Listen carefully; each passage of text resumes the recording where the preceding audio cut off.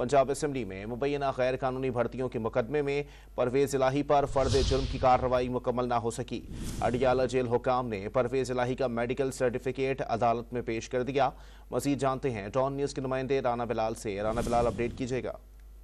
जी देखिए, पंजाब असेंबली में मुबैना गैर कानूनी भर्तियों के मुकदमे की समाअत आज लाहौर की एंटी करप्शन अदालत में हुई है और आज जो है वो परवेज इलाही समेत दीगर मुल्जमान को फर्द जुर्म की कार्रवाई के लिए तलब किया गया था। ताहम जेल हुकाम की जानिब से परवेज इलाही को अदालत में पेश नहीं किया गया और उनका मेडिकल सर्टिफिकेट अदालत में जो है वो पेश किया गया है, जिसमें यह बताया गया है कि परवेज इलाही बीमार अदालत में पेश नहीं हो सकते, वो सफर भी नहीं कर सकते। इसके साथ साथ आज जो है वो परवेज इलाही समेत दीगर पर फर्द जुर्म की कार्रवाई मुकम्मल नहीं हो सकी। अब अदालत ने आइंदा समाअत पर परवेज इलाही, मोहम्मद खान भट्टी समेत दीगर तमाम मुल्जमान को फर्द जुर्म की कार्रवाई के लिए तलब कर लिया है।